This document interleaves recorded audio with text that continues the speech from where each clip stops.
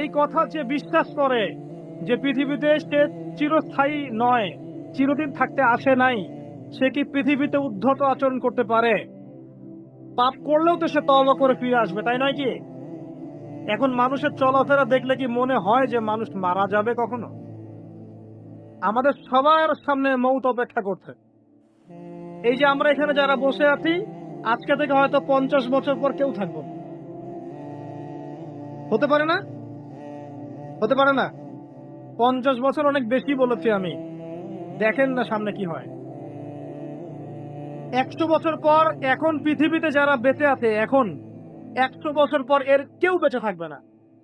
প্রত্যেক 100 বছরে generation change হয়ে যায়, জানেন? তো মানুষের চলাফেরা দেখলে মনে হয় মানুষ এখন মৃত্যুবরণ করবে না। মৌতের কোনো ফিকির নেই মানুষের। আল্লাহর সামনে দাঁড়াতে হবে, জবাব দিতে হবে, এই চিন্তা মানুষের মধ্যে নাই। সারাদিন দুনিয়া নিয়ে মানুষ ব্যস্ত হয়ে আছে। আল্লাহ পাক হেফাজত করুন আমাদেরকে। তো পরকালের ক্ষতি দেখেন, মানুষের সামনে অপেক্ষা করছে মৌত, মানুষের সামনে অপেক্ষা করছে কবর। কবর যেখানে কেউ যাবে না, আপনি আমি কেউ না, মানে কেউ কারো কবরে যাব না, কেউ কারো কবরে না। চিন্তা করতে পারেন যে আমাদেরকে একা একা কবরে যেতে হবে, সেখানে দুইজন ফেরেশতার সম্মুখীন হয়ে সওয়াল জবাব দিতে হবে, কেউ পার পাবে না। একজন সাহাবীর নাম ছিল সাদ বিন মুয়াজ রাদিয়াল্লাহু আনহু, নাম শুনেছেন? কোন যুদ্ধে শহীদ হয়েছেন? কে বলতে পারবেন? 500 টাকা পুরস্কার দিব, বলেন। তুমি আমাকে 500 দিবা, ভুল করেছো তো। উল্টা তুমি দিবা আমাকে 500। খন্দকের যুদ্ধ, কোন যুদ্ধ? খন্দকের যুদ্ধ। এই যুদ্ধে তিনি শহীদ হয়েছেন। হাতের মধ্যে একটা তীর এসে লেগেছিল, এখান থেকে রক্তটা ছিঁড়ে গিয়েছিল। রক্ত পড়তে পড়তে পড়তে এভাবে তার ইন্তেকাল হয়ে যায়। এবং নবী সাল্লাল্লাহু আলাইহি ওয়াসাল্লামের অত্যন্ত প্রিয় ভাজন সাহাবী ছিলেন সাদ বিন মুয়াজ রাদিয়াল্লাহু আনহু, আনসারী সাহাবী। তিনি যখন মারা গেছেন, শহীদ হয়েছেন, নবী সাল্লাল্লাহু আলাইহি ওয়াসাল্লাম বলছেন আল্লাহ পাকের আরশ কেঁপে উঠেছিল। তার মৃত্যুতে আল্লাহর আরশ কেঁপে উঠেছিল। সুবহানাল্লাহ। এবং 70,000 ফেরেশতা তার জানাজার নামাজে শরীক হয়েছিল। নিঃসন্দেহে তিনি জান্নাতি, তাই নয় কি? এই সাহাবীর কবরেও কবর তাকে চাপা দিয়েছিল। আপনি কি বুঝতে পারছেন ভাই? আমার ভাষা নাই, আমি কিভাবে বোঝাবো আর কি। এই সাহাবীর কবরেও কবর স্বাভাবিক একটা চাপা সবাইকে দিবে, এটা দিয়েছিল। অতএব মানুষের সামনে অপেক্ষা করছে মৌত এবং কবর, তারপরে সওয়াল জবাব। হয় কবর হবে জাহান্নাম, না হলে জান্নাত। এরপরে উঠতে হবে কিয়ামতের মাঠে। এই যে মিজান, পুলসিরাত, আমল নামা ছুড়ে দেওয়া হবে, পুলসিরাত পার হতে হবে, জান্নাত জাহান্নাম, এই যে ফয়সালাগুলো কাদের জন্য অপেক্ষা করছে বলেন তো? আল্লাহ পাক বলছেন নিশ্চয়ই মানুষ ক্ষতির মধ্যে আছে। কারা তাহলে ক্ষতির মধ্যে আছে? আমরা ছাড়া। তবে সুসংবাদ, এই দুনিয়ার জীবনটাকে যদি তুচ্ছ করে মানুষ আল্লাহর বিধান মেনে চলতে পারে, এই দুনিয়ার জীবনে ধৈর্য ধরতে পারে, সবর করতে পারে, হকের উপর অবিচল থাকতে পারে, আল্লাহর হালালে থাকতে পারে, হারামে না যায়, রাসূলের সুন্নতে থাকে, বিদআতে না যায়, ইনশাআল্লাহ তাআলা ইনশাআল্লাহ তাআলা আল্লাহ পাক মৌতের সাথে সাথেই এই বান্দাকে চিরস্থায়ী জান্নাত দিয়ে দিবেন ইনশাআল্লাহ। ইনশাআল্লাহ। আমাদের সামনে দুটো রাস্তা, ওয়াহাদাইনাহুম নাজদাইন, দুটো পথ আল্লাহ পাক দেখিয়েছেন, ইম্মা শাকিরা ওয়া ইম্মা কাফুর। ইচ্ছা হলে কৃতজ্ঞ হন, ইচ্ছা হলে অকৃতজ্ঞ। দেখেন সূরার মধ্যে দুটো আয়াতে আপনি কতগুলো মেসেজ পেলেন। সময়ের কসম, নিশ্চয়ই মানুষ ক্ষতির মধ্যে আছে। এবার শেষ আয়াত, এটাই লাস্ট আয়াত আমার আজকে। ইল্লাল্লাযীনা আমানু ওয়া আমিলুস সলিহাতি ওয়া তাওয়াসাউ বিল হাক্কি ওয়া তাওয়াসাউ বিস সাবর। চারটা কাজ যারা করেছে তারা ব্যতীত, মানে চারটা কাজ যারা করতে পারবে তাদের কোনো সমস্যা নেই। ওয়ালা খাউফুন আলাইহিম ওয়ালা হুম ইয়াহজানুন, তাদের কোনো ভয় নাই, কোনো দুশ্চিন্তা নাই। চারটার এক নাম্বার হচ্ছে ঈমান। এক নাম্বার কি? ঈমান। দুই নাম্বার আমলে সালেহ, সৎ আমল। তিন নাম্বার হকের দাওয়াত প্রদান করা, পরস্পরকে হকের দাওয়াত প্রদান করা। চার নাম্বার পরস্পরকে ধৈর্যের উপদেশ দেয়া। বাস, এই চারটা কাজ একসাথে করতে হবে। দুটো আছে দুটো নাই এমন নয়, তিনটা আছে একটা নাই এমন নয়, চারটা কাজ একসাথে এট দ্য সেম টাইম যারা করতে পারবে ইনশাল্লাহ মৃত্যুর সাথে সাথেই জান্নাত। কত সময় চলে গেছে, এক সময় ছিল ফেরাউনের যুগ, তখন মনে হতো ফেরাউনই সব। ও বলতো আনা রব্বুকুমুল আলা, আমি এই পৃথিবীর মহান রব, সে বলতো। এখন তার অস্তিত্ব আছে? ওই জাদুঘরে দেখবেন ওর ছুটকিটা পড়ে আছে দেহের, আছে না? ফেরাউন যখন দলবল নিয়ে বের হয়ে যাচ্ছে মূসা আলাইহিস সালামের কওমকে ধাওয়া করার জন্য, সূরা দুখানের মধ্যে আছে, আল্লাহ পাক বলছেন যে তাদের স্মরণে যখন ফেরাউন এবং তার দলবল ডুবে মরল, ওদের এই মর্মান্তিক মৃত্যু দেখে আকাশ এবং জমিনের কেউ এক ফোঁটা পানিও ফেলেনি চোখে। এই আয়াতটা কোরআনে আছে, সূরা দুখানের মধ্যে আছে। একটা সময় ছিল নমরুদের যুগ, মনে হতো সেই সবকিছু। এখন তার অস্তিত্ব আছে? কেউ তার নামও মনে রেখেছে? একটা সময় আদ জাতি ছিল, আদ জাতি। এগুলো রূপকথা নয়, এগুলো গাল গল্প নয়, এগুলো সত্য ঘটনা কোরআনে আছে। এগুলোর এক একটা বর্ণ সত্য, সারা পৃথিবী মিথ্যা হতে পারে, কোরআন সত্য। আদ জাতি ছিল দেহে অনেক বড় বড়, বিশাল বিশাল। তারা বলতো মান আশাদ্দু মিন্না কুওয়া, আমাদের চেয়ে শক্তিশালী আর কে আছে, এটা তারা বলতো। আল্লাহ পাক ঝড় দিয়ে উড়িয়ে দিয়েছেন, তাদের অস্তিত্ব আছে? সময়ের ব্যাপার, দেখেন সময় বদলাচ্ছে, সব পরিবর্তন হয়ে যাচ্ছে। একটা ছিল সামুদ জাতি, সামুদ, এরাও ছিল অনেক বড় বড়, তাল গাছের সমান লম্বা লম্বা। পাহাড় কেটে কেটে বাড়ি নির্মাণ করত, পাহাড় কেটে বাড়ি নির্মাণ করত। ওদের অস্তিত্ব আছে? আল্লাহ পাক বজ্রপাত দিয়ে ধ্বংস করে দিয়েছেন। একটা জাতি ছিল সাদুম জাতি, সাদুম, এদেরকে বলা হয় কওমে লূত, মানে সমকামী, হোমোসেক্সুয়াল, মানে নারী নারীতে জেনা করত, পুরুষ পুরুষে জেনা করত। নাউজুবিল্লাহ আমরা বলছি, কিন্তু এখন এদের সংখ্যা দিন দিন বাড়ছে সমাজে, এবং এটা কিয়ামতের একটা বড় আলামত। নবী সাল্লাল্লাহু আলাইহি ওয়াসাল্লাম বলেছেন, আমি আমার উম্মতের মধ্যে ভয় পাই কয়েকটা বিষয়। এক নাম্বার ভয় পাই আমার উম্মত রিয়া করবে, রিয়া, লোক দেখানো আমল করবে। দুই নাম্বার ভয় পাই আমার উম্মত মূর্তি পূজারীদের সাথে মিশে যাবে, আমার উম্মত মূর্তি পূজা করবে। নবী সাল্লাল্লাহু আলাইহি ওয়াসাল্লাম বলেছেন এই কথা, হাদিসে আছে, দেখে নিয়েন। তিন নাম্বার তিনি বলেছেন, আমি ভয় পাই আমার উম্মতের উপরে যে আমার উম্মতের একটা অংশ সমকামী হয়ে যাবে, এবং দিন দিন এটা বাড়ছে। তো একটা কম ছিল সাদুম জাতি, সাদুম, এরা ছিল জর্ডান, যে দেশটার নাম আছে জর্ডান, এই জর্ডানের পাশে একটা সাগর আছে, ডেড সি বা মৃত সাগর, এখানে ওরা বসবাস করত। এরা হোমোসেক্সুয়াল ছিল। তারা তখন বলতো আমরা পবিত্র, কে আছে আমাদেরকে শাস্তি দিবে, হে লূত তুমি যদি পারো আল্লাহর শাস্তি নিয়ে আসো, এরকম করে বলেছিল। যদি পারো আল্লাহর শাস্তি নিয়ে এসে দেখাও। আল্লাহ রাব্বুল আলামিন দুইজন ফেরেশতাকে পাঠিয়েছিলেন, জিবরাইল, মিকাইল, ওই জায়গাটাকে পাখা দিয়ে তুলে আসমানে উঠিয়ে আবার জমিনে ধসিয়ে দিয়েছে। এটা রূপকথা নয়, এটা কোরআনে বলা আছে। ওদের অস্তিত্ব কি এখন আছে? নাই। ওই সাগরটার অস্তিত্ব আছে, ওই সাগরে কোনো মানুষ ডোবে না, ওখানে কোনো প্রাণের অস্তিত্বই নাই, এমন ভাবে আল্লাহ পাক ধ্বংস করেছেন। আমি বলছি সব সময়ের ব্যাপার। দেখেন কওমে নূহ, নূহ আলাইহিস সালামের কওম আছে এখন? নাই। আদ, সামুদ, মাদিয়ান, শুআয়ব আলাইহিস সালামের কওম মানুষকে ঠকাতো, ছিনতাই করত, মাপে কম দিত, এবং মানুষকে খুব বেশি বেশি পিটাতো, মানুষকে মারতো, খুব কঠিন ভাবে মারতো। এখন কিন্তু এই সুন্নত চলছে, মানুষকে কঠিন ভাবে মারা হয়। তো এই সুন্নতটা শুআয়ব আলাইহিস সালামের কওমের, এবং সেই কওম প্রথম কওম যাকে আল্লাহ পাক পৃথিবীতে ভূমিকম্প দিয়ে ধসিয়ে দিয়েছেন। এদের অস্তিত্ব কি এখন আছে? নাই। আমি বলতে চাচ্ছি যে জুলুম, জালেম, মাজলুম, এগুলো চিরস্থায়ী নয়, আপেক্ষিক বিষয়। একটা সময় যাচ্ছে, আরেকটা সময় আসবে, আবার এই সময় চলে যাবে, আরেকটা সময় আসবে, পৃথিবী এভাবে চলতেই থাকবে।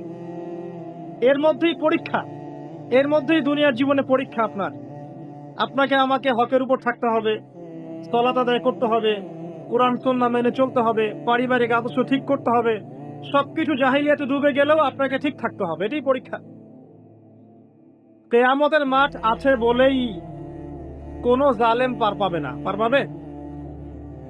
কোনো মাজলুম এর অধিকার খর্ব হবে না, কিয়ামতের মাঠে তার অধিকার তাকে পুষিয়ে দেওয়া হবে ইনশাআল্লাহ। কথা বুঝতে পারছেন? একটা হাদিসে আছে, নবী সাল্লাল্লাহু আলাইহি ওয়াসাল্লাম সহিহ মুসলিমের হাদিসে বলেছেন, এখানকার উলামায়ে কেরাম সবাই হাদিসটা জানেন, আমি জানি, কেউ যদি কোনো মানুষকে হেদায়েতের পথে ডাকে, যে কেউ এই উম্মতে মুহাম্মাদের মধ্যে কেউ যদি কোনো মানুষকে হেদায়েতের পথে ডাকে এবং তার আহ্বানে সেই ব্যক্তি আল্লাহর পথে ফিরে আসে, এই ব্যক্তি সারা জীবনে যত আমল করবে এই আমলের একটা অংশ সেই ব্যক্তি পাবে যে তাকে আল্লাহর পথে ডেকেছে। এটা হচ্ছে আল্লাহর পথে দাওয়াত দেওয়ার ফজিলত। আপনি যদি আল্লাহর পথে মানুষকে দাওয়াত দেন, নামাজের দিকে, সুন্নতের দিকে, কোরআনের দিকে, ঠিক আছে, জিকির আজগারের দিকে, পরিপূর্ণ ইসলামিক শরিয়ার দিকে আপনি মানুষকে যদি দাওয়াত দেন, আর মানুষ যদি আপনার দাওয়াত কবুল করে পথভ্রষ্টতা ছেড়ে দিয়ে ইসলামের পথে চলে আসে, তাহলে এই মানুষগুলো সারা জীবন যত নেক কাজ করবে এই নেক আমলগুলোর একটা অংশ আপনি পাবেন। এর চেয়ে বড় কোনো ব্যবসা হতে পারে? আর এই অর্থে কি আমি একজন ধর্ম ব্যবসায়ী নই? কোনো সমস্যা আছে? এটা তো ভালো, উত্তম, কল্যাণ। এবং এর চেয়ে বড় ব্যবসার কি হতে পারে? যে কোরআন এবং সুন্নাহর সঠিক কথাগুলো আপনারা জনগণকে বলবেন, জনগণ সেগুলো শুনবে, শুনে আল্লাহর পথে ফিরে আসবে, তারা সারা জীবন যত নেকির কাজ করবে ওই সমস্ত নেকির একটা অংশ আপনার আমলনামায় যুক্ত হবে। ব্যবসা সবচেয়ে বড় ব্যবসা। আবার এই হাদিসের আরেকটা অংশ আছে, পরের লাইনে লেখা আছে, নবী সাল্লাল্লাহু আলাইহি ওয়াসাল্লাম বলেছেন, কেউ যদি কোনো মানুষকে পথভ্রষ্টতার দিকে দাওয়াত দেয়, মানে কেউ যদি কোনো মানুষকে গোমরাহির দিকে দাওয়াত দেয়, ভুল পথের দিকে দাওয়াত দেয়, এবং তার দাওয়াতে যত মানুষ বিভ্রান্ত হয়ে যাবে এই সমস্ত বিভ্রান্ত মানুষের পাপের একটা অংশ ওই ব্যক্তির আমলনামায় যুক্ত হবে। তো এখানে রিস্ক আছে। ইসলাম নিয়ে যে কথাটা বলতে যাব তার পিছনে দলিল প্রমাণ থাকতে হবে, এবং দলিলটা হতে হবে কোরআন এবং সুন্নাহ থেকে। এরপরে আপনি কথা বলতে পারেন, কোনো সমস্যা নাই। তাই যতটুকু জানি এতটুকু বলবো, যেটা জানি না সেটা বলবো না, ঠিক আছে? আমি এসেছি এই ব্যবসা করতে আপনাদের সাথে, যে আমি কিছু কথা আপনাদেরকে বলবো ইনশাআল্লাহ, এর মধ্যে যেগুলো সহি, বিশুদ্ধ, কোরআন এবং সুন্নাহর সাথে মিলে যাবে, আপনারা সেগুলোর প্রতি আমল করবেন তো ইনশাআল্লাহ। তাহলে আপনাদের সারা জীবনের এই নেকির একটা অংশ আমি পাবো ইনশাআল্লাহ তাআলা। আর যদি আল্লাহ না করুক আমার মুখ থেকে কোনো ভুল কথা বের হয়ে যায়, সেগুলো কোশ্চেন কালেও আপনারা আমল করবেন না। আমার কথাগুলোকে অবশ্যই কোরআন এবং সুন্নাহর সাথে মিলিয়ে দেখবেন, ঠিক আছে? আল্লাহ রাব্বুল আলামিন পবিত্র কুরআনুল কারীমের মধ্যে সূরাতুল আসর নামে একটা সূরা নাজিল করেছেন, নাম শুনেছেন তো? আচ্ছা, আপনাদের মধ্যে কতজন আছেন যারা কোরআনের জন্য জীবন দিতে চান? হাত তোলেন দেখি। মাশাআল্লাহ, খুব চমৎকার, খুব চমৎকার। একটু দাঁড়ান, তাকবীর পড়ে দেন। এবার বলেন যে কতজন আল কোরআন বিশুদ্ধ করে তেলাওয়াত করতে জানেন? হাত তুলে নিন। মাশাআল্লাহ। তাহলে জীবন দানকারীর সংখ্যা কমে গেছে আলহামদুলিল্লাহ। এখন যারা হাত উঁচু করেছেন যে বিশুদ্ধ করে পড়তে জানেন, তাদের মধ্যে কতজন কোরআনের 10টা সূরার অর্থ জানেন? হাত তোলেন দেখি। হাতের সংখ্যা একটু কমেছে। 20টা সূরার অর্থ জানেন কারা কারা? হাত একটু কমে গেছে না? এবার যদি বলি পুরা কোরআনের অর্থ কারা জানেন? এইবার মাশাআল্লাহ একটা হাতও নাই। সমস্যা এটাই, আমি বারবার আমাদের সমস্যা নিয়ে কথা বলতে চাই। আমাদের সমস্যা, অন্যের সমস্যা না, আমাদের উম্মার সমস্যা। আমরা আল্লাহকে ভালোবাসি, রাসূলকে ভালোবাসি, কোরআনকে প্রচন্ড মহব্বত করি, শ্রদ্ধা করি, সম্মান করি, কোরআনের জন্য জীবন দিতে প্রস্তুত থাকি, তাই না? কিন্তু দুর্ভাগ্যজনক হচ্ছে ওই কিতাব আমরা পড়তে জানি না, ওই কিতাবের অর্থ আমরা বুঝি না। আল কোরআনুল কারীম হিফজ করেছেন কতজন? হাত তোলেন দেখি এখানে কতজন আছেন হাফেজে কোরআন? মাশাআল্লাহ। দেখবেন কোরআনের প্রতি আবেগ মানুষের প্রচুর, কিন্তু কোরআন বিশুদ্ধ করে তেলাওয়াত করার ব্যাপারে, অর্থ বোঝার ব্যাপারে, কোরআনের ভাষাটা শেখার ব্যাপারে আমরা উদাসীন।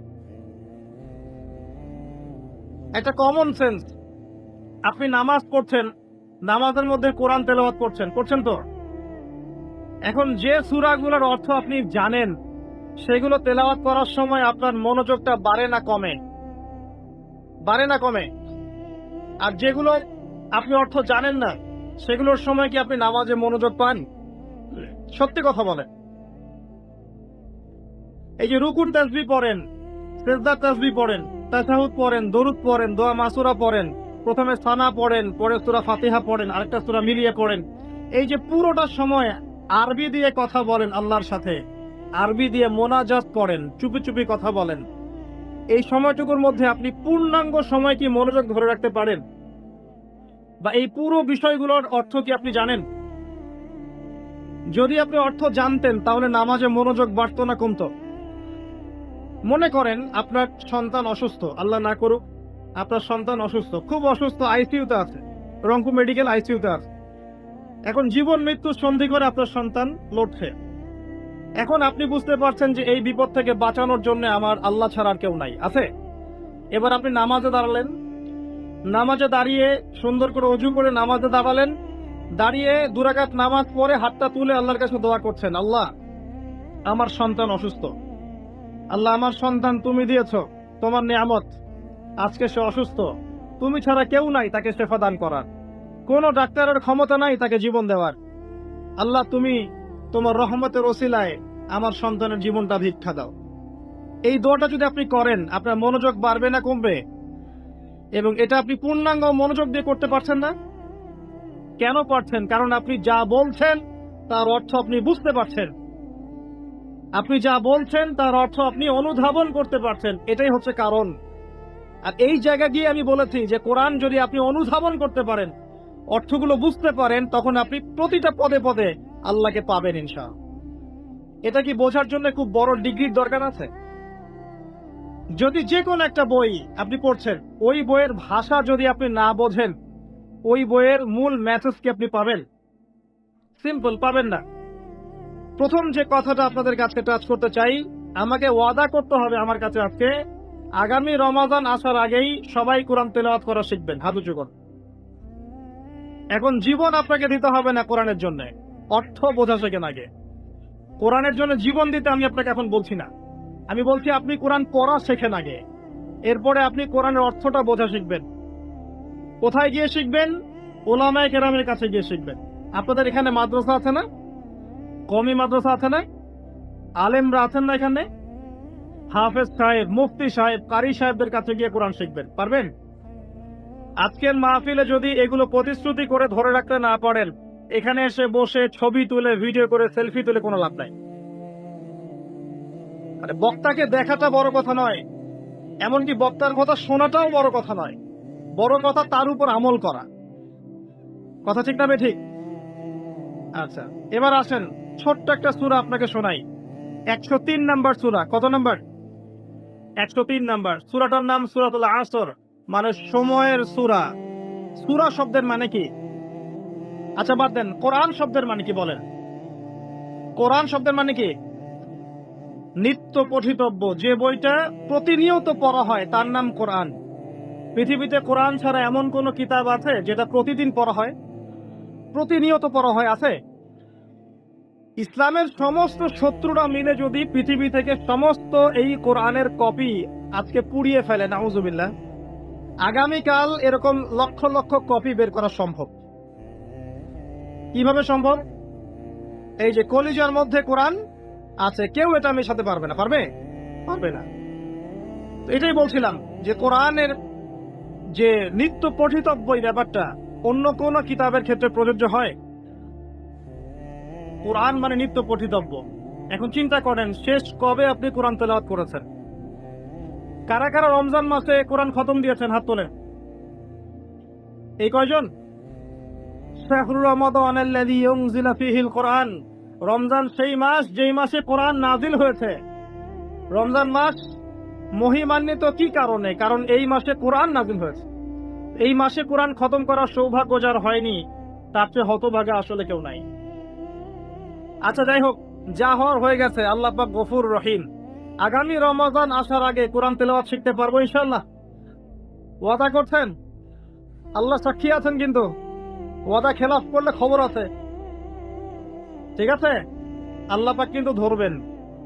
আল্লাহ পাক কখন ধরেন জানেন? আল্লাহ পাক ঢিল দিতে থাকেন, ঢিল দিতে থাকেন, ঢিল দিতে থাকেন, তারপরে একবার চেপে ধরেন। আপনি কি মনে করছেন সারা বিশ্বে যা চলছে জুলুম আল্লাহ পাক ছেড়ে দিবেন সব? তাই মনে করছে? এক জাররা পরিমাণ ছাড় দিবেন? দিবেন না। সময়ের ব্যাপার। সব কিসের ব্যাপার? সময়। পড়াশোনা করতে থাকবেন। আমি অনেক দিন বলেছি সাবজেক্টগুলো, আপনাদেরকে আবার বলছি। সর্বপ্রথম কোরআন পড়বেন, কোরআন তেলাওয়াত করা শিখবেন, কোরআনের অর্থটা শিখবেন, কোরআনের ভাষা শিখবেন। এই ভাষা শেখার জন্য কওমি মাদ্রাসার আলেমদের কাছে গিয়ে পড়ে থাকতে হলে পড়ে থাকবেন, ভাষা শিখবে। ইমাম শাফিঈ রাহিমাহুল্লাহ বলেছিলেন, কোরআন শেখা মুসলিমদের উপর যেমন ফরজ, এর ভাষা শিক্ষা করাও ফরজ। ভাষা না শিখলে আপনি কোরআন বুঝতে পারবেন না। কোরআন পড়া হয়ে গেলে বা পড়তে পড়তে একটা ভালো লেভেলে চলে গেলে আপনি এই যে নাহু সরফের কিতাবগুলো শেষ করবেন। তারপরে আপনি চলে যাবেন হাদিসের বইয়ে। হাদিসের ছোট ছোট বইগুলো আগে পড়বেন, আগে বড় বড় বই পড়বেন না। অনেকেই ভুল করেন আপনারা, আমাদের যুবক ভাইরা একটু বেশি ভুল করে এখানে। হেদায়েত পেয়ে সবার আগে সহিহ বুখারী হাতে নিয়ে বসে থাকে। এটা ঠিক না ভাই। এটা কেন ঠিক না আপনি এখন বুঝতে পারছেন না, কারণ আপনি এক লাফ দিয়ে তো মেডিকেল সায়েন্সের বই পড়তে পারবেন না। আপনাকে গ্র্যাজুয়ালি যেতে হবে। প্রথমে আপনি পড়বেন হাদিস আরবাইন, এরপরে পড়বেন আপনি রিয়াদুস সালেহিন, বুলুগুল মারাম মিন আদিল্লাতিল আহকাম, মিশকাতুল মাসাবিহ, এই টাইপের বইগুলো আগে পড়বেন। তারপর আস্তে আস্তে আপনি যাবেন আবু দাউদ, তিরমিজি, নাসাই, পরে যাবেন বুখারী, মুসলিম। একটা সিস্টেম তো আছে। নাকি হঠাৎ করে লাভ দিয়ে আপনি একদম অনার্সে ভর্তি হয়ে যাবেন? হবেন? এটা কি হয় কখনো? তো এভাবেই এই যে ফয়জুল কালাম, আপনার মুনতাখাব হাদিস, এই টাইপের বইগুলো আগে পড়বেন, পরে আপনি বড় বড় বইগুলো পড়বেন। হাদিসের বই পড়া শেষ, ইতিহাসের বই পড়বেন, ইসলামের হিস্ট্রি সব বইগুলো পড়বেন। আবু বকর সিদ্দিক রাদিয়াল্লাহু আনহু খেলাফত থেকে শুরু করে একদম ওমর, উসমান, আলী, তারপর উমাইয়া খেলাফত, তারপরে আব্বাসীয় খেলাফত, তারপরে আপনার ফাতেমি সাম্রাজ্য, তারপরে আপনার এদিকে এই যে আপনার মামলুকদের শাসন, কর্ডোভার ইসলামিক শাসন, ওসমানীয় খেলাফত, এই পুরো বিষয়গুলো আপনাকে পড়তে হবে একদম। এই যে 1915 সাল পর্যন্ত বা 1921 সাল পর্যন্ত যে হিস্ট্রিটা আছে, এই 1400 বছর ইতিহাস আপনাকে জানতে হবে। যে জাতি তাদের ইতিহাস জানে না তারা হীনমন্যতায় ভোগে। আমরা জানি না তো আমরা কাদের সন্তান জানেন? ইতিহাস পড়েন, দেখবেন ইতিহাসের পাতায় পাতায় লেখা আছে যে মুসলিমরাই এই বিশ্বকে শাসন করেছে। হিস্ট্রির পাতায় পাতায় লেখা আছে। এখন এই কথাটা কারো মাথায় নাই। এটাই বাস্তব। অতএব ইতিহাস পড়তে হবে আপনাকে। ইতিহাসের পরে আপনি পড়বেন ফিকহ।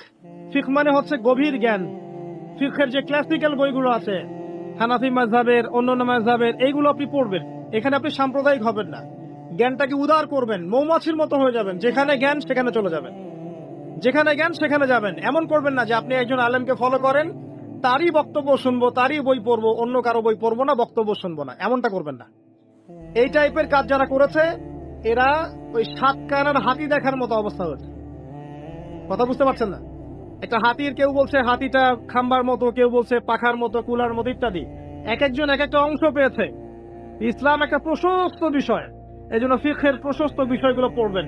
তখন দেখবেন যে আমলগুলো করা হচ্ছে আপনারটার যেমন দলিল আছে, ওই ভাইয়েরটারও দলিল আছে। কথা বুঝতে পারছেন না? তখন দেখবেন যে ওই ইখতিলাফি মাসআলাগুলোকে নিয়ে আর মসজিদ ভাগ হবে না ইনশাআল্লাহ।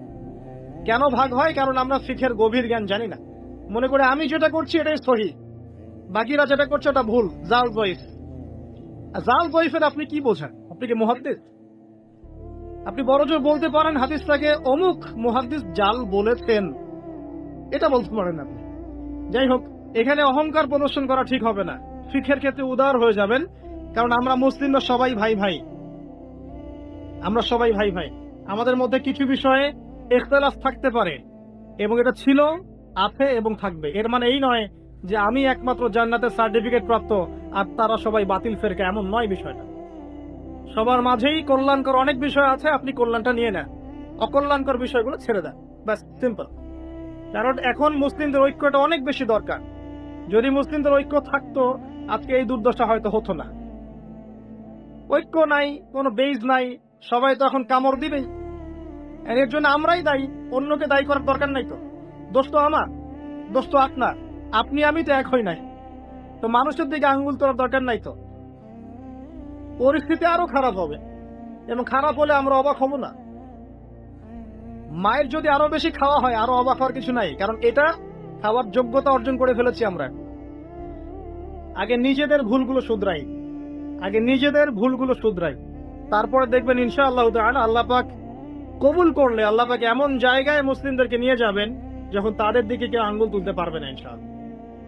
কিন্তু নিজের ঘরগুলো আগে ঠিক করেন, ইমান ঠিক করেন, আকীদা ঠিক করেন, আমল ঠিক করেন, পরিবার ঠিক করেন, রিজিক ঠিক করেন, ইউনিটি ঠিক করেন, দেখবেন আস্তে আস্তে আস্তে মুসলিমরা এগিয়ে যাবে ইনশাআল্লাহ। একবারে কোনো কিছু হয় না, কখনো পরিবর্তন হয় না। আমার কথায় কষ্ট পাচ্ছেন? আমি একটু প্র্যাকটিক্যাল কথা বলি আর কি। এটাই প্র্যাকটিক্যাল বিষয় আমার কাছে মনে হয়, যে প্রথমত আমাদের মধ্যে ত্রুটি আছে, আমাদের মধ্যে ল্যাকিংস আছে, আমাদের মধ্যে ত্রুটি আছে, দোষ আছে, এগুলোকে আমাদেরকে সলভ করতে হবে, তারপরে আমরা সামনে আগাতে পারবো। আর যদি দোষগুলো আরো বাড়তে থাকে ডে বাই ডে, তাহলে আমাদের অধঃপতনও বাড়তে থাকে, কেউ ঠেকাতে পারবে না।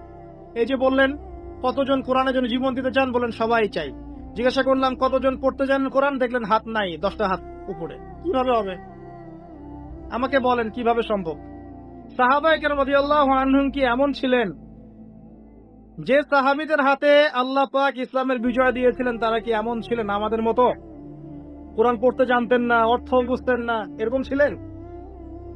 আমল করতেন না, নামাজও পড়তেন, সুদও খাইতেন, এমন ছিলেন? বছর বছর হজ উমরা করতো, ঘুষও খাইতো, এমন ছিল? বা ব্যক্তিগত জীবনে খুব ইমানদার, অর্থনীতি জীবনে ইমান নাই, এমন ছিল? ছিল না। তারা পরিপূর্ণভাবে ইসলাম পালন করার চেষ্টা করতেন। এটাই আমাদের করা উচিত প্রথমত, এটা আমার প্রথম নসিহত। তো ভাই, প্রিয় ভাইরা, অনেক কঠিন কথা বলে ফেলছি মনে হয়। আচ্ছা আসুন, প্রথম নসিহত ভাই, পড়াশোনা করে যে কটা সাবজেক্ট বললাম, কোরআন, হাদিস, ইতিহাস, ফিকহ, এগুলোর সাথে জড়িয়ে নেবেন। আপনি জেনারেল লাইনে যেগুলো পড়ছেন সেগুলো অবশ্যই পড়বেন। অনেক ক্রেজি আমরা কিছু ভাইকে দেখি, হেদায়েত পাওয়ার পরে জেনারেল লাইনে পড়া বাদ, বাসায় বাসায় বাবা মার সাথে সম্পর্ক খারাপ, বাড়ির থেকে বের হয়ে চলে যাচ্ছে, না আমি আর ইউনিভার্সিটিতে পড়বো না, আমি আর এইসব সাবজেক্ট পড়বো না, একদম টোটালি চেঞ্জ হয়ে যাবো। এত সহজ নয় বিষয়, এত সহজ নয়। মানে আপনি 20-25 বছর পার করে ফেলেছেন, এখন এখন সামনে আপনার ক্যারিয়ার আছে, আপনার চাকরি আছে, আপনার জব আছে, ফ্যামিলি আছে, কিভাবে কি করবেন আপনি এখন? তো আপনি যেখানে পড়ছেন সেখানে পড়েন, ইউনিভার্সিটিতে পড়ছেন পড়েন, মেডিকেল সায়েন্স পড়ছেন পড়েন, ইঞ্জিনিয়ারিং পড়ছেন পড়েন, এই সব জ্ঞানের আমাদের দরকার আছে? দরকার নাই? এই যুগের সাথে তাল মিলাতে হলে এগুলোর দরকার নাই? অবশ্যই দরকার আছে। এগুলো আমাদেরকে শিখতে হবে, আমাদেরকে এগুলো জানতে হবে, এবং আপনি আপনার জ্ঞানটাকে ইসলামের কল্যাণে ব্যয় করার চেষ্টা করেন, এটা আপনি করেন। এতটুকু আমার পরামর্শ। কিন্তু ট্র্যাক চেঞ্জ করার দরকার নেই আপনার, সবাই সেটা পারবে না। অতএব ওই ট্র্যাকে থেকেই আপনি সাবজেক্টগুলো কভার করেন। আকীদা পড়েন, কোরআন পড়েন, হাদিস পড়েন, ফিকহ, ইসলামের ইতিহাস, আরেকটা সাবজেক্ট বলতে রাসূল সাল্লাল্লাহু আলাইহি ওয়াসাল্লামের জীবনী একদম মুখস্থ থাকতে হবে। বলেন নবীর জন্য জীবন দিতে চান কতজন? হাত তোলেন দেখি। মাশাআল্লাহ, সবাই। এবার বলেন আমাকে, নবী সাল্লাল্লাহু আলাইহি ওয়াসাল্লামের তৃতীয় স্ত্রীর নাম কি ছিল? কে বলেছেন? আপনি আমার কাছে একটা হাদিয়া নিয়ে যান আজকে। একজন ব্যক্তি সঠিক উত্তর দিয়েছে। আপনি কি দেখতে পাচ্ছেন নবীর প্রতি কত ভালোবাসা আমাদের? একজন উত্তর দিতে পেরেছে। এই হচ্ছে বাস্তবতা। অতএব বাস্তবিক হয়ে যান। নবী সাল্লাল্লাহু আলাইহি ওয়াসাল্লামের জীবনী মুখস্থ করবেন আগামী রমাদান আসার আগেই। হাত তোলেন, কথা দেন, পারবেন ইনশাআল্লাহ? দুইটা ওয়াদা করেছেন, কোরআন পড়া শিখবেন আগামী রমাদান আসার আগেই, রাসূলের জীবনী পড়া শিখবেন, শুধু না মুখস্থ করবেন। পারবেন ইনশাআল্লাহ? ইনশাআল্লাহ। একদম ছোটস্থ নবী সাল্লাল্লাহু আলাইহি ওয়াসাল্লামের জন্ম, মৃত্যু, কত বছর মক্কায় ছিলেন, কত বছর মদিনায়, কখন তিনি হিজরত করলেন, কখন তায়েফে গেলেন, কখন বদর, কখন হুদ, টোটাল বিষয় আপনার মুখস্থ থাকতে হবে। পারবেন ইনশাআল্লাহ তাআলা। আল্লাহ পাক তৌফিক দান করুন। তখন সত্যিকারের আশিকে রাসূল হতে পারবো। এখন শুধু কথায় কথায় আশিকে রাসূল বলে লাভ নাই। আমার কথা কষ্ট পাচ্ছেন? বাস্তবতা এরকম ভাই। জানেন, ইসলামের বিরুদ্ধে যারা কাজ করে তারা 24 ঘন্টা পরিশ্রম করে। আপনি জানেন, যারা ইসলামের এগেনস্টে কাজ করে, বিরুদ্ধাচারণ করে, ইসলাম মুসলিমদেরকে ডমিনেট করতে চায়, এরা 24 ঘন্টা কাজ করে, 1 সেকেন্ড রেস্ট নেয় না। গোছানো কাজ, মেহনতের কাজ, জবাবদিহিতামূলক কাজ, কোন দুর্নীতিহীন কাজ। ওদের উদ্দেশ্য হচ্ছে ইসলামকে দুনিয়া থেকে মিটিয়ে ফেলে দেবে একেবারে। আর আমরা মনে করি যে আমরা তো মাশাআল্লাহ জান্নাতের সার্টিফিকেট পেয়ে গেছি, আমরা মরলেই জান্নাত নিশ্চিত, তাই না? আমরা আল্লাহর একদম কবুলিয়ত প্রাপ্ত, আমরা নবী সাল্লাল্লাহু আলাইহি ওয়াসাল্লামের খাঁটি উম্মত, আমাদেরকে কে ঠেকায়? আমাদের ভাবখানা এমন। এই চিন্তা করতে করতে বিগত 100 বছরে আজকে আমাদের অবস্থা হয়েছে। একদিন হয়নি, বিগত 100 বছরের অবস্থা হয়েছে। এর মাঝখানে শ্রম দিয়েছেন ওলামায়ে কেরাম, একদম শ্রম ঢেলে দিয়েছেন। কিন্তু ওলামায়ে কেরামের একার শ্রম কি যথেষ্ট হবে? শুধু ওলামায়ে কেরামকে নিয়েই কি পুরো জাতি? সবার ভূমিকা আছে না এখানে? এই কথাগুলো একটু বোঝার চেষ্টা করবেন। আল্লাহ পাক আপনাদেরকে বোঝার তৌফিক দান করুন, আমিন। আমরা সবাই একটা জাতি, আমরা কেউ কারো শত্রু নই। দেশের আলেম, প্রশাসন, গভর্নমেন্ট, সাধারণ জনগণ, যুবক যুবতী সবাই মিলে একটা বডি। আমরা কেউ কারো শত্রু নই। আমাদের একজনের যে আঘাত লাগলে আরেকটা অঙ্গ ব্যথা পাবে, এটাই আমাদের চরিত্র হওয়া উচিত। আমরা সবাই মিলে একটা বাঙালি জাতি, পুরো জাতি। আমরা কি জাতির অংশ নই? আল্লাহ পাক আমাদেরকে বোঝার তৌফিক দান করুন। আমরা দোয়া করি, আল্লাহ তুমি আমাদের এই দেশটাকে শক্তিশালী করে দাও, এবং আমাদের দেশের প্রত্যেকটা মুসলিমকে আল্লাহ তুমি কোরআনওয়ালা বানিয়ে দাও, নবী সুন্নাহওয়ালা বানিয়ে দাও, এবং ইসলাম বিরোধী অপশক্তিগুলো থেকে আল্লাহ তুমি আমাদেরকে হেফাজত করো। আমাদের মধ্যে ইউনিটি দান করো, ঐক্য দান করো, হৃদ্যতা, ভালোবাসা দান করো, এবং স্বচ্ছতা, অনেস্টি দান করো, সততা দান করো। আল্লাহ পাক কবুল করুন, আমিন। আসুন, এই সাবজেক্টগুলো পড়বেন। আজকে শুধু এতটুকু বলছি আপনাদেরকে যে কোরআনকে সবচেয়ে বেশি গুরুত্ব দিবেন। আমি একটা সূরা আপনাদেরকে আজকে শেখাচ্ছি, এইভাবে প্রতিটা সূরা পড়ার চেষ্টা করবেন। পারবেন ইনশাআল্লাহ? অল্প একটু সময় নিচ্ছি আমি। সূরা আসর, 103 নম্বর সূরা। আসর শব্দের অর্থ কি? সময়। সূরা শব্দের অর্থ কি? উঁচু স্থান। সূরা মানে কি? উঁচু স্থান বা চূড়া। পাহাড়ের উপরে উঠলে দূর পর্যন্ত দেখা যায় না? একটা পাহাড়ের উপরে উঠবেন, দেখবেন দূর পর্যন্ত দেখা যায় না? সূরা হচ্ছে একটা চূড়া। একটা সূরার উপরে উঠবেন, দেখবেন দূর পর্যন্ত আপনি দেখতে পাচ্ছেন। যেমন সূরা নিসা। সূরা নিসা মানে হচ্ছে মহিলাদের সূরা, মেয়েদের সূরা। তো এই সূরা যদি আপনি ভালো করে পড়েন, এর উপরে ওঠেন, আপনি দেখতে পাবেন সত্যিকারের মেয়েদের অধিকার কোথায় আছে। বুঝতে পারছেন? সূরা নূর মানে আলোর সূরা। আপনি সূরা নূরের উপরে ওঠেন, দেখবেন কোথায় আলো আছে, কোথায় সত্যিকারের আলো আছে। এখন তো এমন যুগ চলছে যে অন্ধকারের পথযাত্রী যারা, এরা আমাদেরকে আলোর সংজ্ঞা শিখায়। এখন যারা অন্ধকারের পথে হাঁটছে, এরাই আলোর ডেফিনেশন শিখায় আমাদেরকে। এটা আলো, এটাই কল্যাণ, এটাই মুক্তি। নাউযুবিল্লাহ। সূরা কাহফ, এর উপরে উঠে দাঁড়াবেন, আপনি দেখবেন দাজ্জাল কোথায় আছে, কিভাবে বাঁচবেন। এরকম এক একটা সূরা এক একটা চূড়া। যাই হোক, সূরা আসর মানে সময়ের চূড়া। আপনি সময়ের ঊর্ধ্বে চলে যাবেন, যে প্রত্যেক যুগে যুগেই এই সূরার মধ্যে যে 4টা হেদায়েত আছে, এর উপরে যারা আমল করতে পারবে ইনশাআল্লাহ তারা জান্নাতে চলে যাবে ইনশাআল্লাহ, প্রত্যেক যুগে। আসুন পড়বেন এভাবে। সূরা আসর, সূরাতুল মাক্কিয়া। সূরা আসর মাক্কি সূরা, আয়াত নং 3। কয়টা আয়াত আছে? 3টা। প্রথমে তেলাওয়াত করবেন, ওয়াল আসর, বিসমিল্লাহির রহমানির রহিম, ওয়াল আসরি ইন্নাল ইনসানা লাফি খুসর ইল্লাল্লাযীনা আমানু ওয়া আমিলুস সালিহাত ওয়া তাওয়াসাউ বিল হাক্কি ওয়া তাওয়াসাউ বিস sabr। খুব ছোট্ট সূরা, সবার মুখস্থ আছে? আলহামদুলিল্লাহ। এটা পড়লেন, এবার আপনি অর্থে আসবেন। সামনে 2টা তাফসীর থাকবে, আপনার যে তাফসীর পছন্দ হয়। আমার একটা পছন্দের তাফসীর, তাফসীরে জালালাইন। এটা আমার পছন্দের তাফসীর, তাফসীরে জালালাইন। আপনি ইবনে কাসির পড়তে পারেন, জালালাইন পড়তে পারেন, মাআরিফুল কোরআন পড়তে পারেন। আপনার ইচ্ছা, আপনার স্বাধীনতা, যেটা আপনার ভালো লাগে। তো এখানে দেখবেন ওয়াল আসরি অর্থ ওয়াও জবর ওয়া, মানে 2টো অর্থ হয়, একটা হচ্ছে এবং, একটা হচ্ছে শপথ বা কসম। এখানে ওয়াও জবর ওয়া মানে হচ্ছে শপথ বা কসম। ওয়াও জবর ওয়া মানে কসম, আর আসর মানে সময়, ওয়াল আসরি সময়ের কসম। একটা একটা বাক্যের অর্থ জেনে ফেলেছেন। ওয়াল আসরি মানে কি? সময়ের কসম। আল্লাহ পাক সময়ের কসম কেন করলেন? সংক্ষিপ্ত করে বলছি, তিনটা মেসেজ আপনার জন্য। এক, আপনার জীবনের সবচেয়ে মূল্যবান জিনিস সময়, ঠিক আছে? আপনার আমার সবার জীবনের সবচেয়ে মূল্যবান জিনিস কি? সময়। অতএব সময়কে মূল্যায়ন করতে হবে, সিম্পল। একটা মেসেজ পেয়েছেন, বলে আসরির মধ্যে একটা মেসেজ পেলেন, সময়কে মূল্যায়ন করতে হবে। সময়কে মূল্যায়ন করার সবচেয়ে সেরা উপায় হচ্ছে দিন রাত 24 ঘন্টাকে নবী সাল্লাল্লাহু আলাইহি ওয়াসাল্লামের সুন্নত দিয়ে সাজাবেন। পারবেন? ঘুমাবেন তার সুন্নত মোতাবেক, উঠবেন তার সুন্নত মোতাবেক, ফজরের নামাজ পড়বেন, পড়ে কোরআন তেলাওয়াত করবেন, তারপর জিকির আজকার করবেন, নাস্তা করবেন, স্কুলে যাবেন, কলেজে যাবেন, চাকরি ক্ষেত্রে যাবেন, আবার যোহরের নামাজ পড়বেন, আবার আসর, আবার মাগরিব, আবার এশা, রাত্রে তাড়াতাড়ি ঘুমিয়ে যাবেন।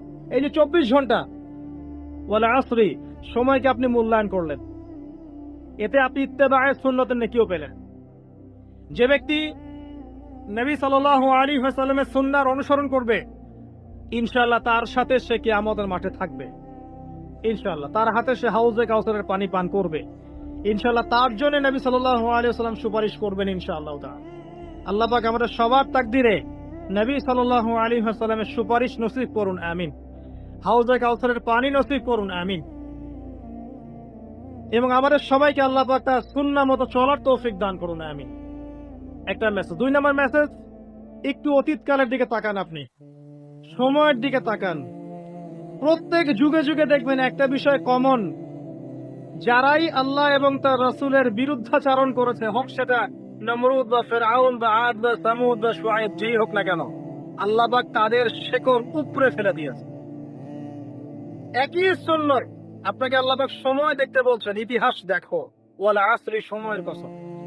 আর প্রত্যেক যুগে যুগে যারাই আল্লাহ এবং তার রাসূলের আনুগত্য করেছে, মাথা পেতে নিয়েছে অবনত চিত্তে, তর্ক করেনি, বাকবিতণ্ডা করেনি, সামি'না ওয়া আতা'না, শুনলাম মানলাম, আল্লাহ পাক তাদের প্রত্যেককে দুনিয়াতেও হেফাজত করেছেন, পরকালেও জান্নাত দিয়েছেন। একই সুন্নাত। এটা আপনার ওয়াল আসরির মধ্যে শিক্ষা। আরেকটা শিক্ষা আছে, এটা এই যুগের জন্য প্রযোজ্য, যেটা আমার ইজতিহাদ, আমি ভুলও হতে পারি, সঠিকও হতে পারি, ভুল হলে আমার পক্ষ থেকে, সঠিক হলে আল্লাহর পক্ষ। সেটা হচ্ছে শেষ জামানার মানুষ যারা আছে আমরা, নবী সাল্লাল্লাহু আলাইহি ওয়াসাল্লামের উম্মত সবাই শেষ জামানার মানুষ। যেখানে শেষ জামানার আলামতগুলো স্পষ্ট, এটা নিয়ে আমি এখন লেকচার দিতে যাচ্ছি না, আমি অনেক কথা বলেছি এগুলো নিয়ে। শেষ জামানার আলামত যেগুলো স্পষ্ট আলামত, যারা আমরা শেষ জামানায় বাস করছি, তাদের জন্য ক্ষতি সবচেয়ে বেশি অপেক্ষা করছে। কিরকম? আমাদের চতুর্দিকে ফিতনা, আপনার ধর্মের মধ্যে ফিতনা, পরিবারে ফিতনা, অর্থনীতিতে ফিতনা, আপনার বিশ্বে ফিতনা, সমাজে ফিতনা, ফিতনার ফিতনা, চতুর্দিকে ফিতনা। আপনি দেখবেন, চোখ কান ফলে রেখে দেখেন, চতুর্দিকে ফিতনা। তো শেষ জামানার মানুষ আমরা যারা আছি, এদের জন্য সবচেয়ে বেশি সতর্ক থাকতে হবে, ওয়াল আসরি, সময়ের কসম। এটা বলে আল্লাহ পাক বলতে চাচ্ছেন, ইন্নাল ইনসানা লাফি খুসর, নিশ্চয়ই মানুষ অবশ্যই ক্ষতির মধ্যে আছে। ডাবল তাকিদ আছে এখানে, ইন্নাও আছে, লাফিও আছে। তো নিশ্চয়ই মানুষ অবশ্যই ক্ষতির মধ্যে, বা নিশ্চয়ই মানুষ ক্ষতিগ্রস্ত। মানুষ কিভাবে ক্ষতিগ্রস্ত? আপনার জন্য আমি সহজ করে দিচ্ছি। মানুষ 2 ভাবে ক্ষতির মধ্যে আছে। কয় ভাবে? 2 ভাবে। 1, ইহকালে মানুষ ক্ষতির মধ্যে আছে, আর 2, পরকালে মানুষ ক্ষতির মধ্যে আছে। ইহকালে কেমন ক্ষতির মধ্যে আছে? একটা আয়াত শোনেন, সূরা রুমের মধ্যে আল্লাহ পাক বলেছেন, যাহারুল ফাসাদু ফিল বাররি ওয়াল বাহরি বিমা কাসাবাত আইদিন নাস। জলে এবং স্থলে যত বিপর্যয় ছড়িয়ে পড়েছে, এগুলো মানুষের হাতের কামাই। এগুলো কি? মানুষের। আল্লাহ পাক বলছেন, জলে এবং স্থলে যত বিপর্যয় ছড়িয়ে পড়েছে, এগুলো মানুষের হাতের কামাই। পরিবেশকে দূষিত করেছে কারা? জিনজাতি না বাঘভাল্লুক? বলেন। ওই যে মেরু অঞ্চলের বরফ যে গলে যাচ্ছে, এবং এই যে সমুদ্রের উচ্চতা বাড়ছে, আস্তে আস্তে বলা হচ্ছে বাংলাদেশের মতো নিম্ন যে দেশগুলো আছে, এটার বড় অংশ ডুবেও যেতে পারে, আল্লাহ না করুক। এটার জন্য কে দায়ী? এই যে কার্বন মনোঅক্সাইড গ্যাসের মাত্রা যে বাড়ছে বায়ুমণ্ডলে, কে দায়ী? মিলস এন্ড ফ্যাক্টরিজ, এগুলো দিয়ে যে আমরা বাতাসের উষ্ণতা বাড়িয়েছে, কে দায়ী এগুলোর জন্য? গরু ছাগল? সুদভিত্তিক অর্থনীতি, এটার জন্য কে দায়ী? যার কারণে গরিবরা গরিব হচ্ছে, ধনীরা ধনী হচ্ছে, কে দায়ী? জিন জাতি। পরিবারে যে ফসাদগুলো, যে পরকিয়া, আপনার বেশি বেশি জেনা, ব্যভিচার, যুব সমাজের সমস্যা, যে মাদক, এই যে টিকটক, এই যে পাবজি, এই যে আপনার ছিনতাই, কিশোর গ্যাং, এগুলোর জন্য কারা দায়ী? জিন জাতি না গরু ছাগল?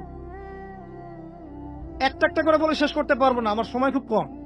বলছি, যত সমস্যা দেখবেন, পারিবারিক বলেন, সোশ্যাল বলেন, যুবকদের সমস্যা বলেন, ভৌগোলিক সমস্যা বলেন, ভূরাজনৈতিক প্রেক্ষাপট বলেন, বিশ্ব দাঁড়িয়ে আছে একটা পারমাণবিক যুদ্ধের সামনে, প্রতিটা প্রবলেমসের পিছনে কিন্তু মানুষ কাজ করছে। কারা কাজ করছে? এটা আল্লাহ বলছেন, যহরাল ফাসাদ ফিল বাররি ওয়াল বাহরি বিমা কাসাবাত আইদিন নাস। এটা দুনিয়ার ক্ষতি। আর পরকালের ক্ষতি কি? মানুষ নিশ্চিন্তে নাক ডেকে ঘুমাচ্ছে, কিন্তু মানুষের সামনে অপেক্ষা করছে মালাকুল মাউত, মৃত্যুর ফেরেশতা। ভাই, আমরা সবাই মারা যাব, এই কথাটা কি আপনারা বিশ্বাস করেন? এই কথা যে বিশ্বাস করে যে পৃথিবীতে সে চিরস্থায়ী নয়, চিরদিন থাকতে আসে নাই, সে কি পৃথিবীতে উদ্ধত আচরণ করতে পারে? পাপ করলেও তো সে তওবা করে ফিরে আসবে, তাই নয় কি? এখন মানুষের চলাফেরা দেখলে কি মনে হয় যে মানুষ মারা যাবে কখনো?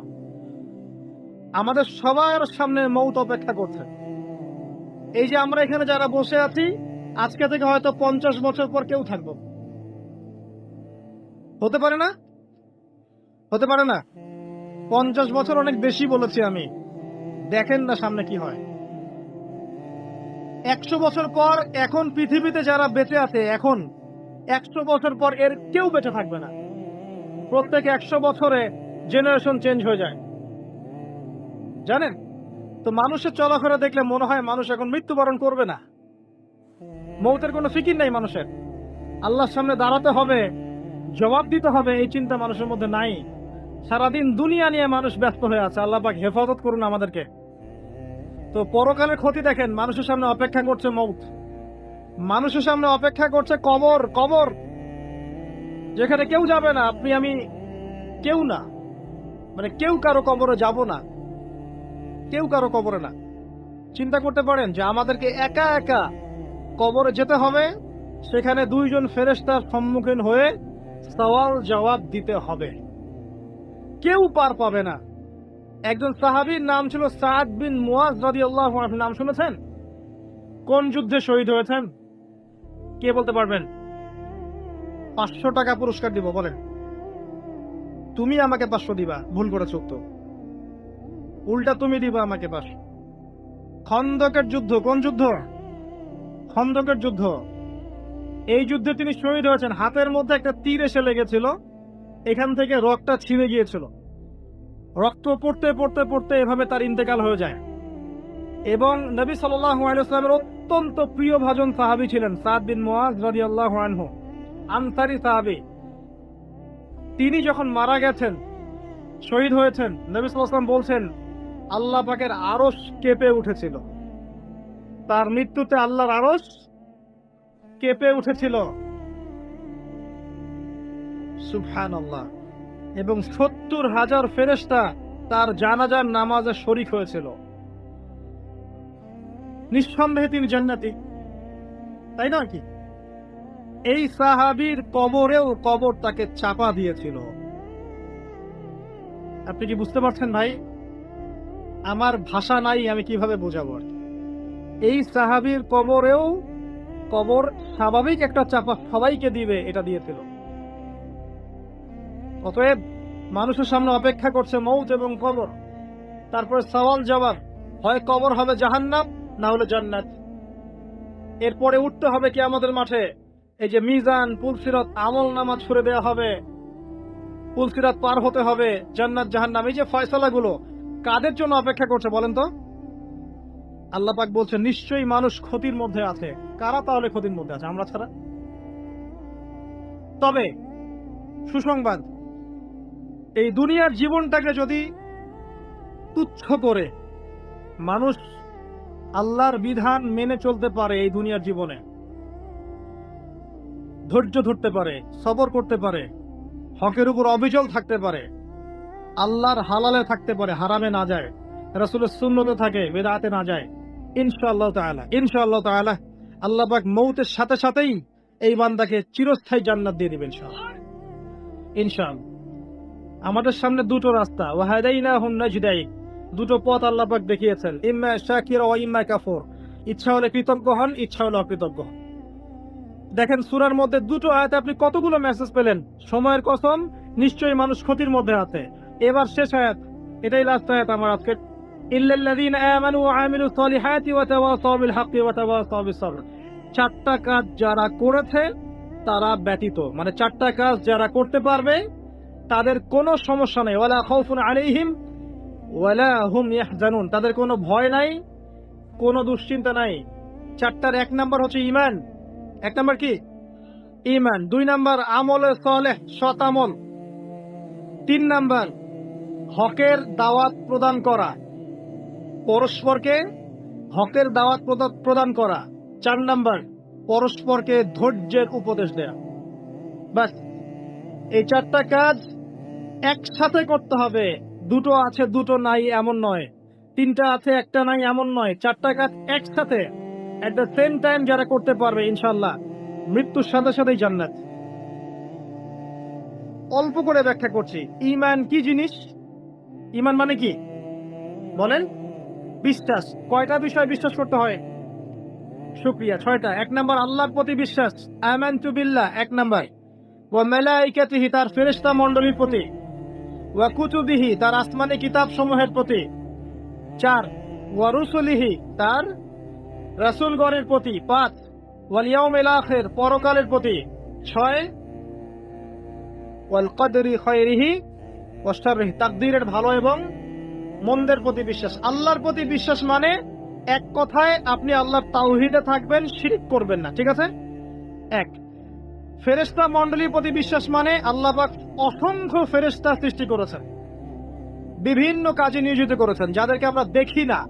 এই দুনিয়াতে খালি চোখে দেখা যাবে না, মৌতের সাথে সাথেই দেখা যাবে ইনশাআল্লাহ। বিশ্বাস করতে হবে।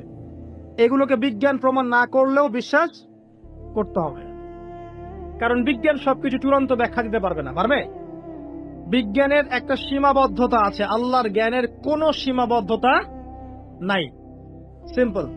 3 নাম্বার ওয়া কুতুবিহি, অনেক আসমানি কিতাব আল্লাহ পাক নাজিল করেছেন। শুধু কোরআনই একমাত্র আসমানি কিতাব নয়, এর আগে আল্লাহ পাক নাজিল করেছিলেন তাওরাত, জাবুর, ইনজিল, এগুলো তো সবগুলো আল্লাহর পক্ষ থেকে এসেছিল, কিন্তু মানুষ এগুলোকে বিকৃত করেছিল যুগে যুগে। এই জন্য আল্লাহ পাক সর্বশেষ ফাইনাল টেস্টিমেন্ট হিসেবে আল কোরআন নাজিল করেছেন কিয়ামত পর্যন্ত। এরপরে আর কোন নবীও আসবে না, কোন কিতাবও আসবে না। যদি কেউ বলে না কিয়ামতের আগে নবী আসতে পারে, কি বলবেন? হ্যাঁ, যদি কেউ বলে যে না কিয়ামতের আগে আরো নবী আসতে পারে, কেউ যদি বলে যে জনৈক ব্যক্তি ছিলেন যিনি হচ্ছেন ঈসা আলাইহিস সালাম, আপনি কি বলবেন? জনৈক ব্যক্তি নিজে মাহদি, আবার তিনি ঈসা, দুটাই। এমনও ব্যক্তি নাকি চলে গেছেন পৃথিবী থেকে যিনি নিজে ইমাম মাহদিও ছিলেন আবার ঈসাও ছিলেন। সুবহানাল্লাহ। আর মানুষ এগুলো কথা বিশ্বাসও করতে, এদের কথা শুনে মানুষ আবার ধর্ম ত্যাগও করতে। সুবহানাল্লাহ, সুবহানাল্লাহ। কত বড় অজ্ঞ হলে মানুষ এতদূর পর্যন্ত জাহেল হতে পারে, চিন্তা করেন।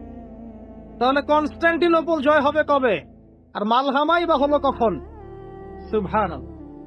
তো কেউ যদি বলে ভাই টেলিভিশনে প্রচার করে, অনলাইনে প্রচার করে যে আমি নবী, আমি মাহদি, আমি ঈসা, আল্লাহর ওয়াস্তে এগুলোকে বিশ্বাস করতে যায় না, ঈমান হারা হয়ে যাবেন, জাহান্নামে যেতে হবে।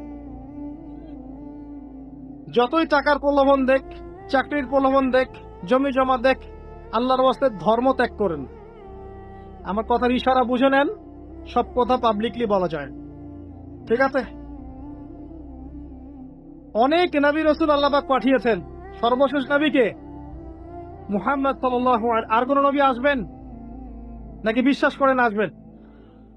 নবীজি বলেছেন কিয়ামতের আগে 30 জন ভণ্ড নবী আসবে। কয়জন? যার মধ্যে 3 জন হবে মহিলা। 3 জন কি হবে? মহিলা। আরেকটা হাদিস আছে 4 জন মহিলা হবে, বাকি 26 জন পুরুষ। যাই হোক, ওয়াল ইয়াউমিল আখির, পরকাল। পরকাল মানে এই যে মৃত্যুর পর থেকে শুরু করে একদম জান্নাত জাহান্নাম পর্যন্ত পরকাল। ওয়াল কদরি খাইরি ওয়া শাররি, তাকদীরে ভালো মন্দ, তাকদীরে বিশ্বাস করতে হবে। আল্লাহ পাক ভাগ্য লিখে রেখেছেন। আপনি যতই দুর্নীতি করেন না কেন, ভাগ্যে যা লেখা আছে এর বাইরে একটা চাল বেশি পাবেন না। আর আপনি যতই অভাবী হন না কেন, কষ্টে থাকেন না কেন, আল্লাহ পাক যতটুকু রিজিক দিয়েছেন আপনাকে, এর বাইরে আপনি রিজিক পাবেন না। এটা আগে মাথায় ইনস্টল করেন। আপনি যত পরিশ্রম করেন দুনিয়ার জন্য, যতটুকু নির্ধারিত আছে আল্লাহর পক্ষ থেকে, এর বাইরে এক কানা করি বেশি পাবেন। আর তাহলে যারা তাকদীরে বিশ্বাস করে তারা কিন্তু কখনো হতাশ হবে না, আত্মহত্যা করবে না যে আল্লাহ পাক তাকদীরে যা লিখেছেন আমার তাই হয়েছে, আল্লাহ পাক তাকদীরে লিখেছেন তাই হয়েছে, আমি হতাশ কেন হব, আমি আত্মহত্যা কেন করব, আমি কেন পিছু পা হব, আমি বরং আল্লাহর প্রতি তাওয়াক্কুল করে এগিয়ে যাব, আমি কাজ করব। তাকদীরে বিশ্বাস করেছি বলে হাত পা গুটিয়ে বসে থাকতে হবে এমনটাও নয়। আপনি কাজ করবেন, পরিশ্রম করবেন, আল্লাহর প্রতি তাওয়াক্কুল করবেন, এগিয়ে যাবেন। এরপরে বিশ্বাস রাখবেন আল্লাহ যা রেখেছেন তাই হয়েছে, আমি চেষ্টা করেছি আলহামদুলিল্লাহ। অনেকে আছে না একদম মাহের দক্ষ ড্রাইভার আছে না, প্রচন্ড ভালো ড্রাইভার, অ্যাক্সিডেন্ট কেন হয়? এত দক্ষ ড্রাইভার হলে তাকদীর বলে একটা ব্যাপার আছে। দেখবেন কিচ্ছু ছিল না, অ্যাক্সিডেন্ট হয়ে গেছে, আসলে ওখানে অ্যাক্সিডেন্ট হওয়ার কিছু ছিল না। তাকদীর বলে একটা ব্যাপার আছে। অতএব এটা নিয়ে আমি লম্বা সময় আলোচনা করতে পারবো না।